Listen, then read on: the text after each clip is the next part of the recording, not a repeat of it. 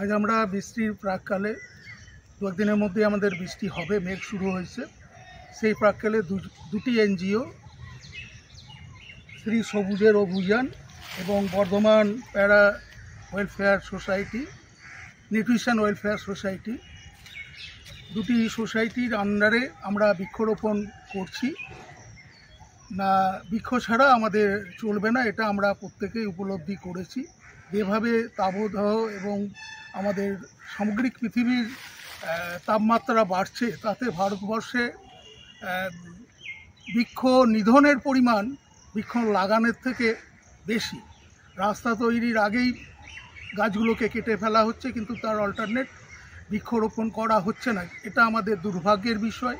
এবং এই পার্ক, প্রাচীন পার্ক, রাজারামোড়ের পার্ক, প্রাচীন কিছু গাছ নষ্ট হয়ে যাওয়ার জন্য সবুজের অভিযান এবং বর্ধমান প্যারা ওয়েলফেয়ার, নিউট্রিশনাল ওয়েলফেয়ার সোসাইটি, তারা গাছের যে শ্রীবৃদ্ধি করবে, সবুজের অভিযান নাম শুনেই বুঝতে পারছেন সমস্ত পৃথিবীটা সবুজ করতে তারা এগিয়ে এসছেন। এবং প্যারা নিউট্রিশনাল, অর্থাৎ গাছের যে নিউট্রিশন, আমরা হয়তো সরাসরি এখানে যে গাছগুলো আজ 10টা বোধহয় গাছ লাগাবো, তাতে বড় বড় গাছ লাগানো হবে যেগুলো আমাদের পরোক্ষ নিউট্রিশনের সাহায্য করবে। বিভিন্ন জীব বৈচিত্র্য গাছের মধ্যে বাসা বাঁধা থেকে সমস্ত কিছু, বংশবৃদ্ধি থেকে সমস্ত জীবকুল এই গাছকে আশ্রয় করে তাদের নিউট্রিশন সম্পন্ন করবে।